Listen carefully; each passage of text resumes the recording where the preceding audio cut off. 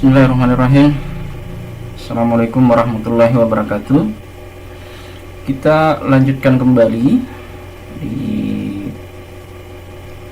materi yang selanjutnya, yaitu array dan struct. Jadi sebelumnya ya, kita sudah membahas pengantar dari struktur data, di mana di dalamnya beberapa pembahasan terkait dengan data, tipe data, kemudian objek data, kemudian abstrak data tipe, dan struktur data itu sendiri ya. Nah, yang salah satu ya, atau salah dua yang sering digunakan di dalam implementasi struktur data adalah array dan struct ya. Jadi di sini kita akan mereview kembali ya materi tentang array dan struct, karena pada dasarnya array dan struct Anda sudah pernah mempelajari pada mata kuliah algoritma dan pemrograman ya. Tetapi ini perlu dibahas kembali atau direview kembali, karena nanti pada saat implementasi dari struktur data itu kita juga akan menggunakan array dan struct dan yang lainnya, misalnya seperti pointer. Baik, array itu sendiri ya.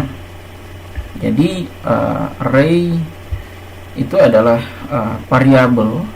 Jadi dia merupakan variabel di mana variabel ini ya, kalau biasanya variabel yang kita buat biasanya hanya bisa menampung satu data ya, hanya satu data. Sedangkan kalau array ini bisa menampung beberapa data ya, artinya lebih dari satu data. Dan array tersebut ya, walaupun bisa menampung beberapa data, tetapi nama variabelnya itu sama ya. Jadi nama variabelnya sama dan juga tipe datanya juga sama ya. Jadi nama variabelnya sama dan juga tipe datanya sama. Jadi hanya ada satu tipe data atau objek data yang bisa ditampung di dalam variabel tersebut, walaupun bisa menampung beberapa data, dan namanya sama, nama variabelnya juga sama ya. Cuman ya, data yang masuk akan disimpan pada memori ya, atau alamat memori yang berbeda-beda ya. Terus mungkin jadi pertanyaan, bagaimana cara mengaksesnya? Cara mengaksesnya dengan menggunakan indeks, dimana kalau dalam pemrograman C, indeks itu dimulai dari angka 0 sampai dengan banyaknya data dikurangi 1 ya. Jadi banyaknya data dikurangi 1, jadi mulai dari 0 sampai dengan banyaknya data atau n-1 ya. Jadi kalau misalnya kita mendeklarasikan jumlah data atau banyaknya data yang bisa ditampung oleh sebuah variabel array misalnya 10, maka indeksnya dimulai dari 0 sampai dengan 9 ya. Dimulai 0 sampai dengan 9.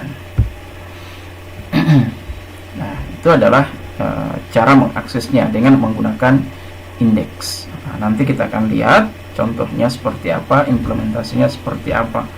Walaupun mungkin ya ini sudah pernah Anda praktekkan sebelumnya, tapi kita mereview kembali, merefresh kembali ya materi ini.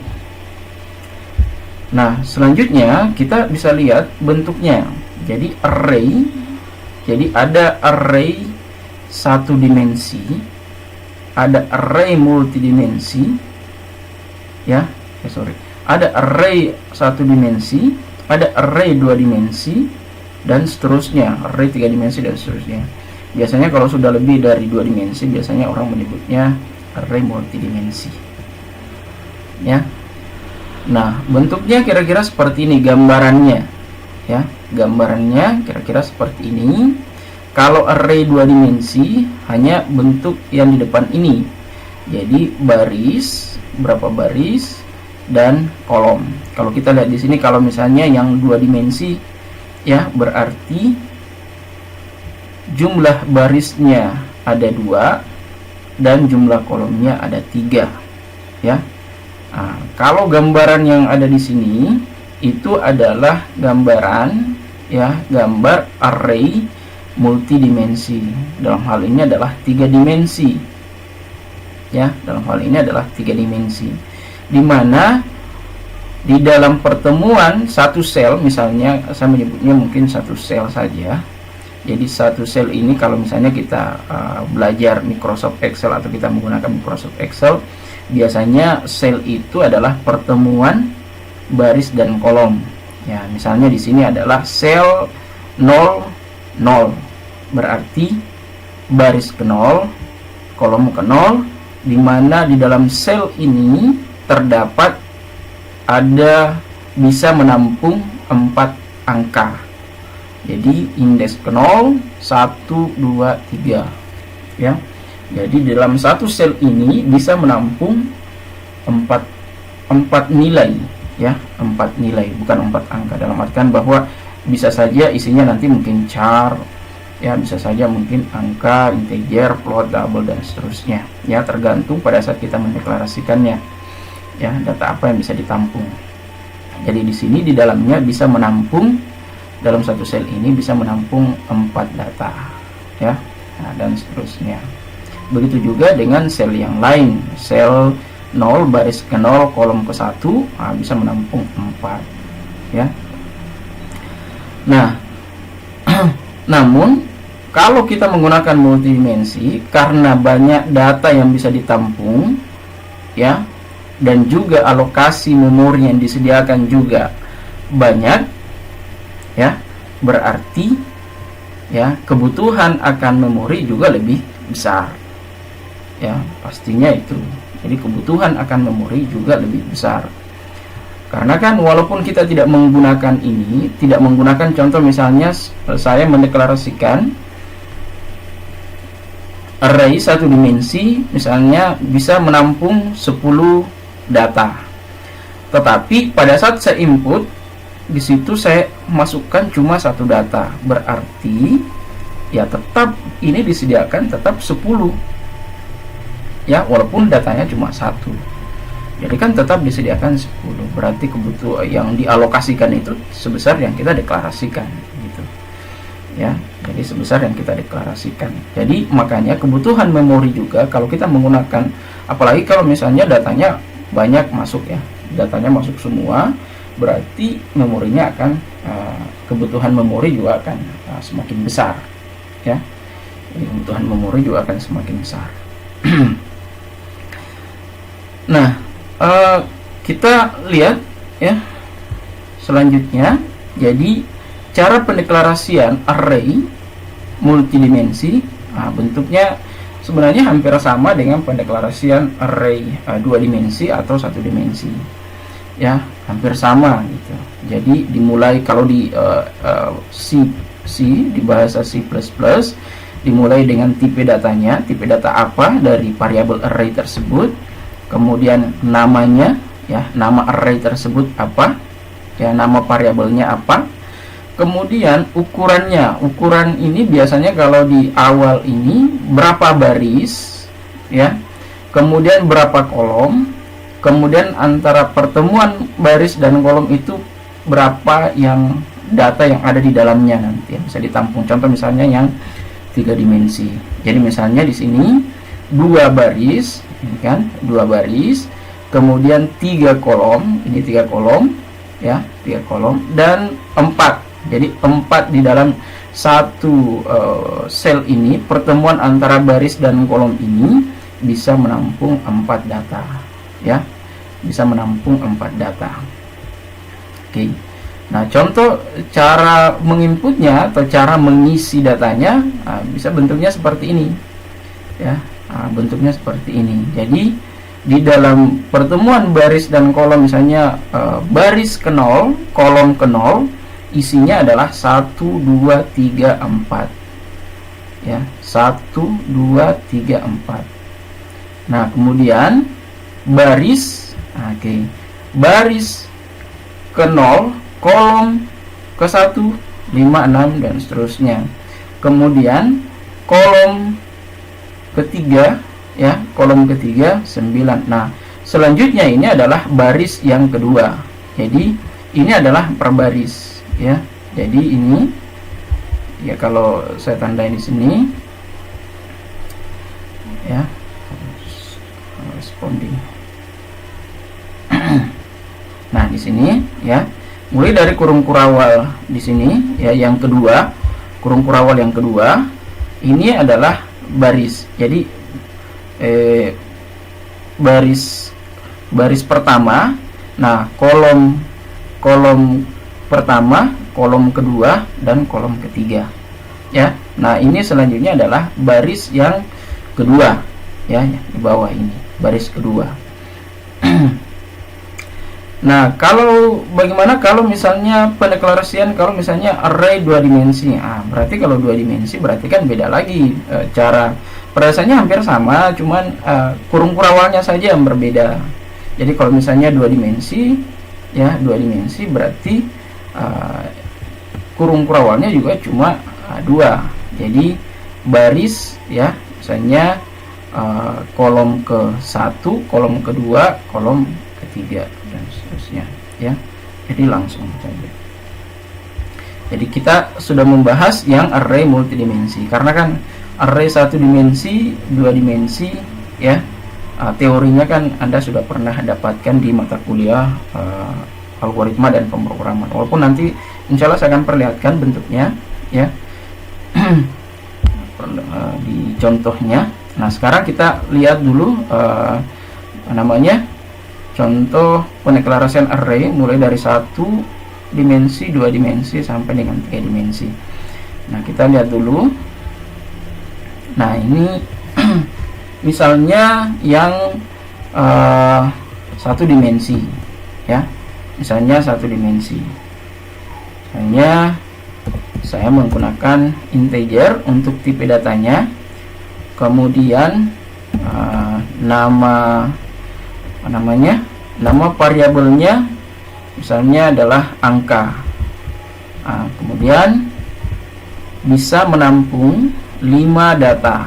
Berarti 5 data, ya, 5 angka yang bisa ditampung dalam variabel array yang namanya angka.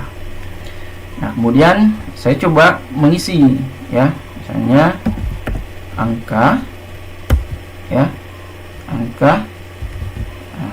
Ini angka 5 sama dengan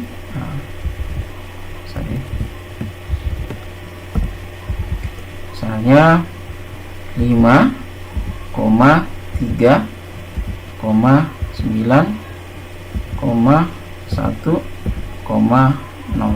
Berarti isi ini adalah nilainya, ya.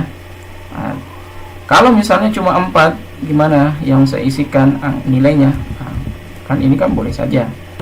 Coba kita jalankan, bisa enggak jalan? Oh, ternyata tidak bisa, karena kita menginputnya seperti ini. Jadi kalau 5, oke.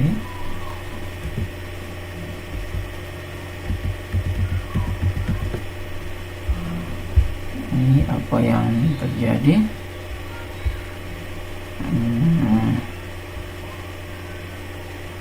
Angka, apakah ini dihilangkan? Oke, sorry.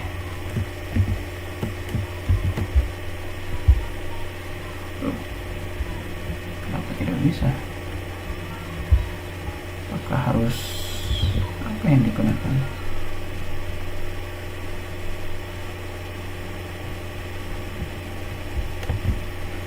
sorry, maaf, mestinya pada saat kita deklarasikan diisi, bukan di sini. Kayaknya sih bisa ya, mestinya bisa sebenarnya.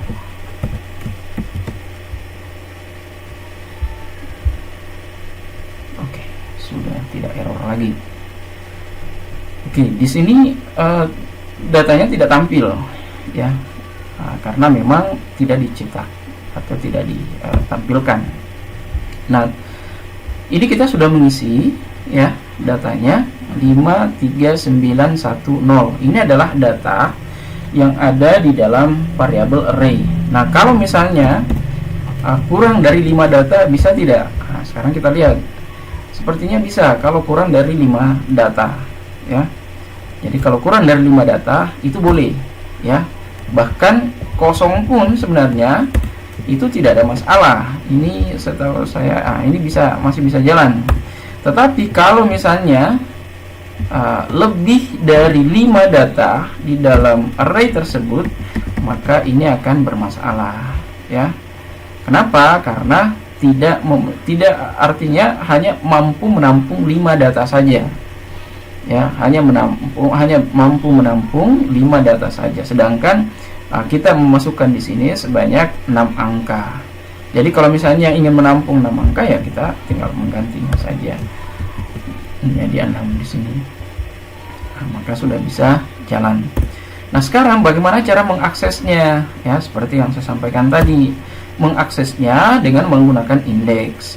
Karena di sini data yang ditampung maksimal atau jumlah data yang ditampung, banyaknya data yang ditampung adalah 6, maka indeksnya ya mulai dari 0 sampai dengan 5 ya. Jadi mulai dari 0 sampai dengan 5.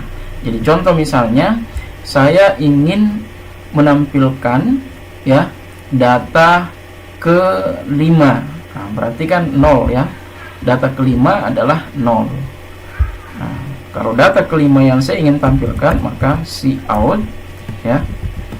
Cout angka data ke-5 berarti indeksnya adalah 4 ya. Indeksnya adalah 4. Nah, di sini sudah tampil angka 0 ya. Dan di sini sudah tampil angka 0. Nah, apabila kita ingin menampilkan sekaligus secara keseluruhan ya, maka kita bisa menggunakan bantuan perulangan. Contoh misalnya for ya, integer misalnya i.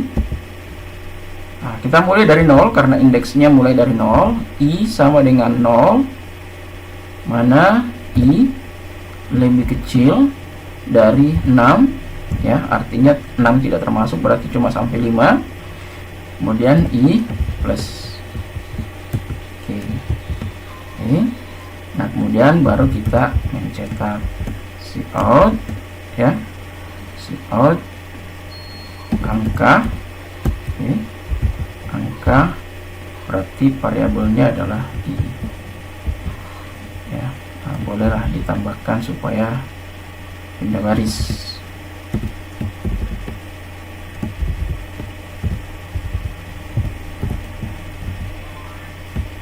Coba lihat.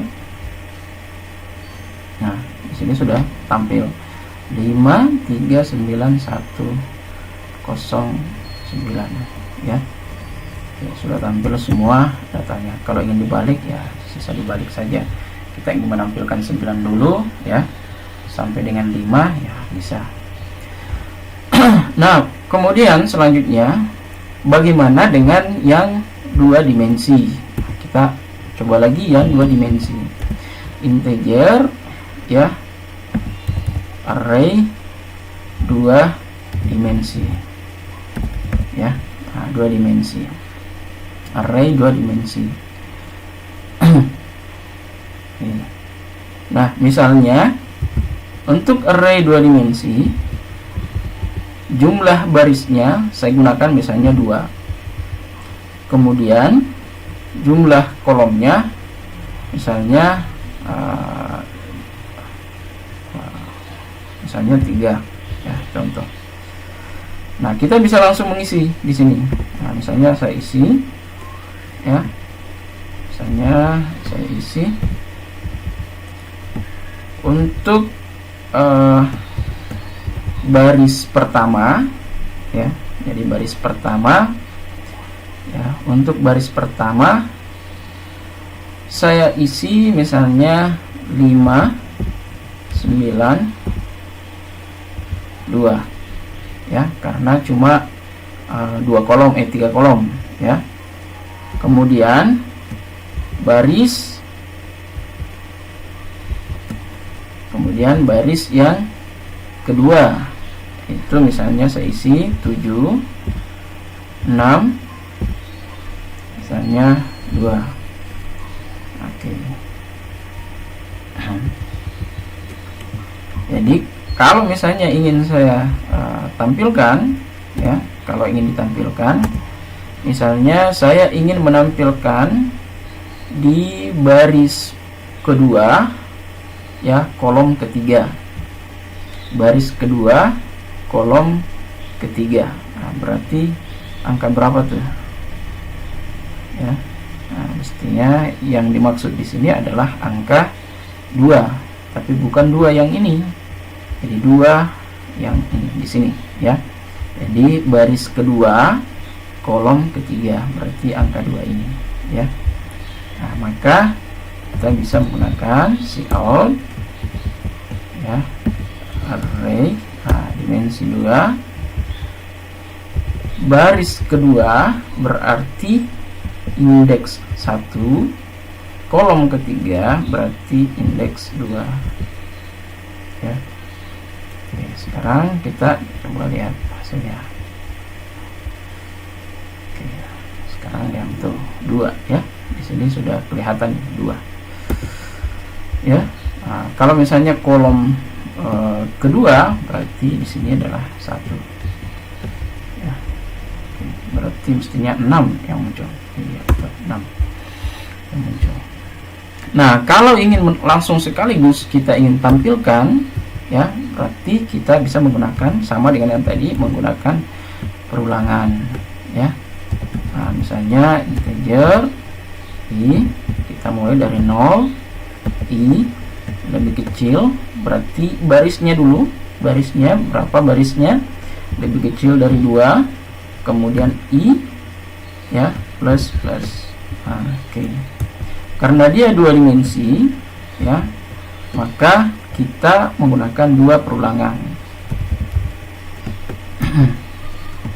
Misalnya saya menggunakan misalnya j, integer j 0, berapa kolom, berarti kolomnya 3, berarti lebih kecil dari 3 ya, lebih kecil dari 3, j plus.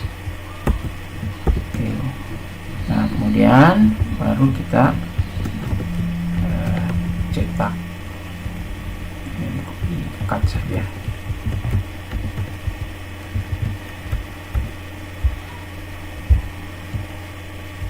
Oke.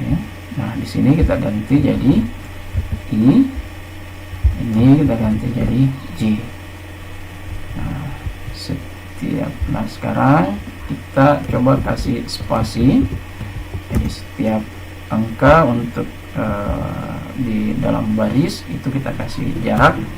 Kemudian pada saat setelah mencetak satu baris, kita kasih pindah baris ya.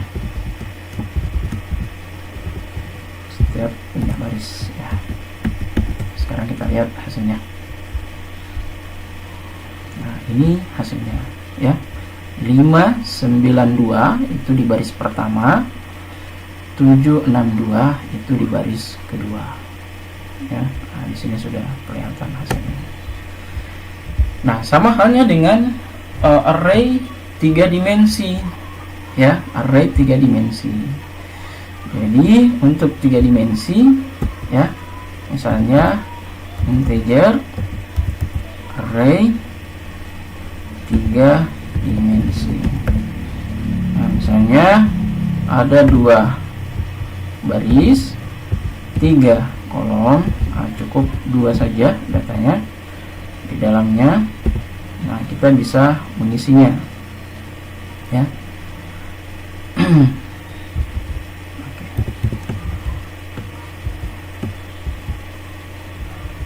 Nah, ini untuk baris pertama, ya. Kemudian di sel pertama. Oke.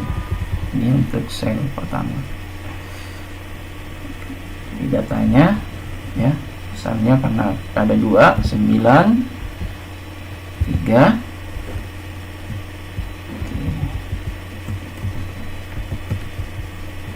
Kemudian di sel yang selanjutnya 4, kemudian 8. Coba kita gunakan seperti ini saja dulu. Kita uji coba. Sorry, titik komanya belum ada. Ini sudah bisa jalan. Nah, sekarang kita coba tampilkan, ya, karena 3 dimensi. Kalau ingin menampilkan secara keseluruhan, ya, berarti kita bisa menggunakan perulangan sebanyak 3 kali, ya, sebanyak 3 kali. Jadi ditambah lagi, kita tambah lagi 1 perulangan, misalnya for integer, misalnya x sama dengan 0, x lebih kecil, ya, karena di sini 2, ya, jadi 2 x plus ya. Oke. Nah, kemudian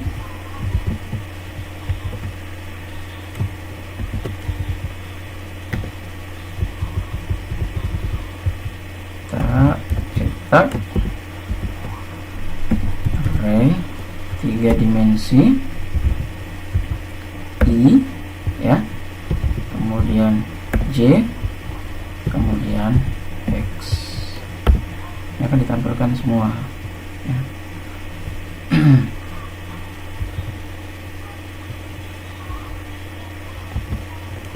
Sekarang kita coba jalankan.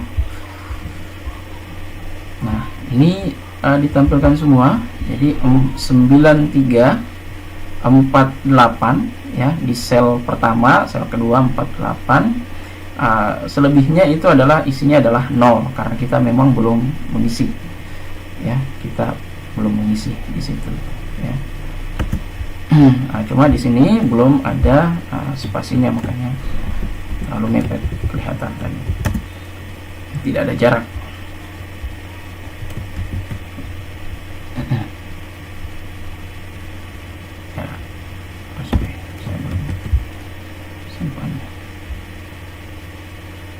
Oke, nah sudah kelihatan ada jaraknya 9348, ya. Baru baru 4 angka atau 4 data yang masuk. Oke. Nah, nanti silahkan Anda coba, ya, di rumahnya, di komputernya masing-masing, dan saya rasa di tugas di di e-learning Kalam itu kan sudah ada tugasnya di situ untuk mencoba, ya, semua source code yang ada di dalam slide yang saya tampilkan tadi, ya. Nah, kemudian ini adalah contoh array, ya. Jadi contoh penggunaan array 1 dimensi, 2 dimensi, kemudian 3 dimensi. Ya, begitu juga seterusnya. Kalau misalnya masih ada yang menggunakan 4 dimensi, 5 dimensi, seterusnya akan seperti itu. Jadi contohnya sudah ada. Nah, sekarang, ya, ini adalah contoh yang lain, ya. Jadi Anda bisa coba nanti di rumahnya. Kemudian sekarang adalah struct, ya. Jadi struct berbeda dengan array.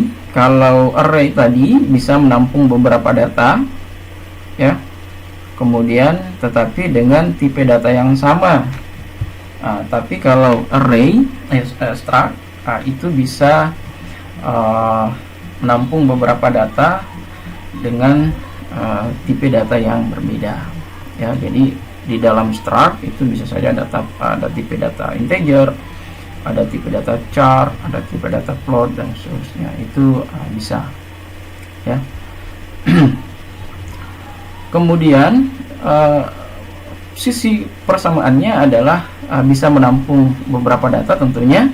Yang kedua adalah dengan menggunakan nama yang sama, ya, dengan menggunakan nama yang sama. Tetapi pada saat kita mengakses atau pada saat kita menginput data ke dalam struct atau memanggil, mengakses, dan seterusnya, nama di depannya itu sama, tetapi diikuti dengan di dalam atau nama variabel di dalam struct tersebut, ya. Berbeda dengan array, hanya berupa kumpulan variabel bertipe data sama. Struct bisa memiliki variabel yang bertipe data, bisa sama, bisa berbeda. Tapi kan kalau misalnya tipe data sama, ya ngapain kita menggunakan struct, ya. Cukup menggunakan array saja kalau tipe datanya sama, kan begitu. Jadi kenapa ada struct, ya untuk supaya kita memungkinkan menampung beberapa data dengan tipe data yang berbeda. Bahkan di sini bahkan bisa menyimpan variabel bertipe data array, ya, bahkan struct itu sendiri. Jadi bahkan kita bisa menyimpan tipe data array. Jadi variabel-variabel yang menjadi anggota struct disebut sebagai elemen struct. Jadi dalam struct itu, ya, nanti ada variabel-variabel yang kita deklarasikan lagi. Entah dia bertipe data sama atau bertipe data berbeda. Tapi kan sekali lagi saya sampaikan, kalau tipe datanya sama, ya cukup menggunakan array saja. Nah, ini adalah bentuk umum deklarasinya, ya. Tipe def struct, kemudian diikuti dengan nama struct, kemudian nama variabel yang diawali dengan tipe data tentunya, ya. Nah, ini adalah contohnya, contoh pendeklarasian, ya, struct. Jadi tipe def struct, nama structnya adalah mahasiswa, ya, mahasiswa, di mana komponen atau elemen structnya ada nim, ya, namanya nim dengan tipe datanya char, kemudian nama dengan tipe data char juga, dan IPK dengan tipe data float, ya, jadi tipe data float. Nah, untuk menggunakan struct mahasiswa dengan menggunakan variabel MHS dan MHS2. Jadi mendeklarasikannya bentuknya seperti ini. Mahasiswa, nama struct tadi, kemudian MHS dan MHS2. Jadi MHS dan MHS2 variabel ini itu di dalamnya ada variabel nim, ya, nim, nama, dan IPK, ya. Dan bahkan untuk menggunakan struct, ya, bisa menggunakan array. Jadi menggunakan mahasiswa dengan membuat variabel array. Jadi kalau bentuknya seperti ini, bisa menampung beberapa data, ya, bisa menampung beberapa data, ya, di dalamnya. Oke. Jadi kembali lagi, ya, sedikit saya jelaskan lagi bahwa nim di sini, ya, variabel nim ini atau nama ini bukan berarti bahwa variabel nim ini dan nama ini merupakan variabel array, ya. Tidak seperti itu, tapi karena kita menggunakan char, makanya kita gunakan seperti ini. Nim, nama, ya, artinya jumlah karakter yang bisa ditampung. Nah, sekarang ada dua cara untuk mendeklarasikan struct. Bisa menggunakan tipe def, ya, atau bisa juga tidak menggunakan tipe def, ya. Nah, itu bisa dua-duanya. Jadi kalau kita menggunakan tipe def, biasanya kita akan menggunakan variabel lagi, ya, menggunakan variabel lagi. Tapi kalau langsung struct, kemudian langsung di bawah sini ada MHS, berarti kita sudah mempunyai variabel MHS, ya, dengan bertipe struct. Nah, sekarang kita lihat dulu yang di bagian bawah.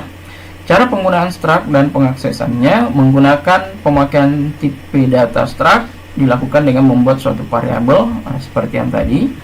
Pengaksesan elemen dilakukan secara individual dengan menyebutkan nama variabel, ya, nama variabel struct. Jadi contoh misalnya MHS tadi diikuti dengan operator titik. Jadi MHS titik apa, misalnya nim. Nah, berarti yang kita akses elemennya adalah nim, ya. Nah, contoh misalnya, nah sekarang kita masuk di prakteknya, ya. Prakteknya ini saya simpan dulu, saya simpan lagi untuk teman media. Oke, ini saya hapus, ya. Oke.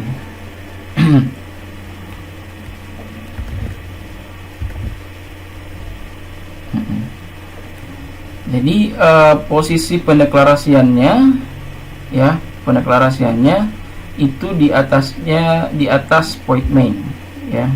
Jadi untuk mendeklarasikan struct itu di atas point main, ya. Itu di atas point main.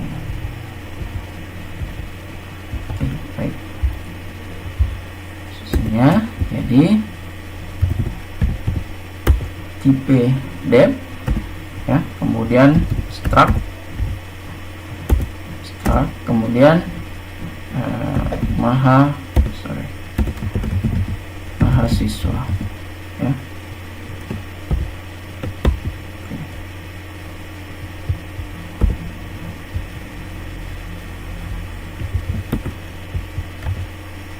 Kemudian misalnya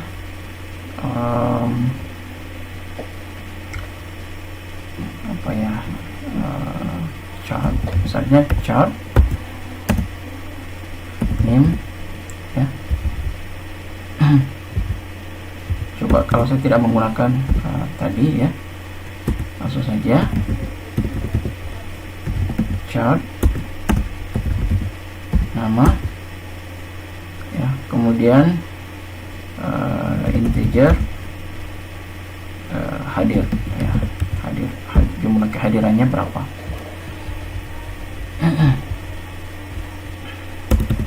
Nah, sekarang kita gunakan misalnya mahasiswa MHS, ya, MHS. Nah, untuk mengisinya, ya, misalnya kita menggunakan perintah, ya, untuk mengisi, misalnya menggunakan sim, kita menginputnya melalui keyboard, misalnya cout, ya, input name,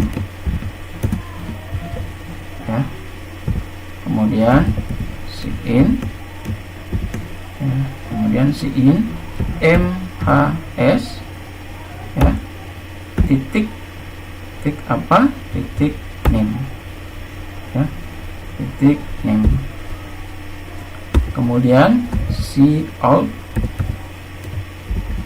ya, input nama,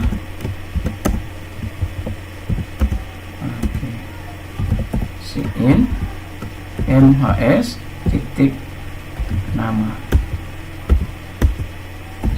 cout,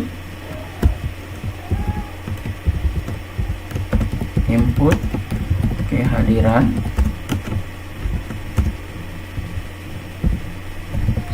in MHS titik hadir. Sekarang kita lihat.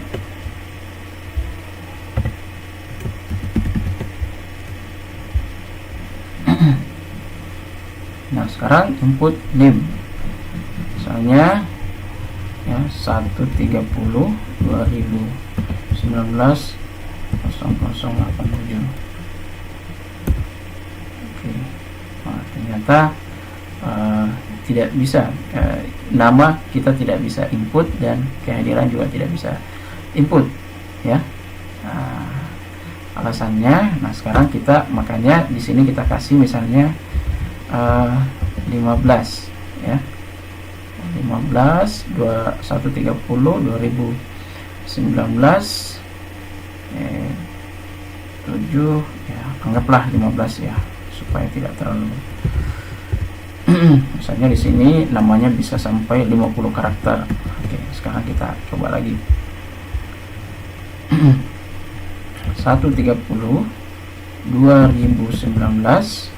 0087 misalnya. Nah, sudah bisa ya, ini sudah bisa. Namanya misalnya Muhammad ya, misalnya oke, kehadirannya misalnya 12 kali hadir, selesai. Nah, tidak ditampilkan. Nah, jadi kalau ditampilkan ya, tidak, kalau ingin ditampilkan ya, tinggal menggunakan perintah cout ya. Nah, kita misalnya langsung menampilkan saja MHS kemudian name. Nah, ini sudah bisa tampil.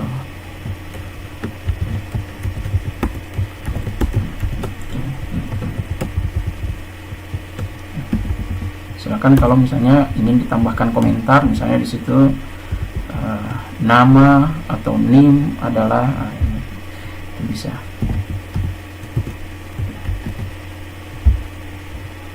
Sekarang kita jalankan. Ini misalnya 130 2019 0087 namanya Herman 12 kali hadir. Nah, di sini sudah tampil. Cuma tidak tidak pindah baris ya. Ini bisa ditambahkan pindah barisnya ya. Silakan nanti coba di rumahnya, di komputernya masing-masing.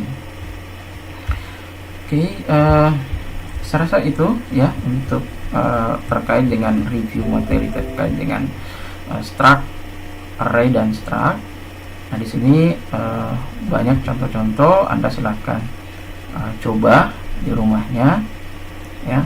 Anda coba di laptopnya masing-masing, dan seingat saya ini termasuk bagian dari tugas yang sudah sudah dimasukkan di e-learning kita. Baik, saya akhiri ucapan terima kasih. Assalamualaikum warahmatullahi wabarakatuh.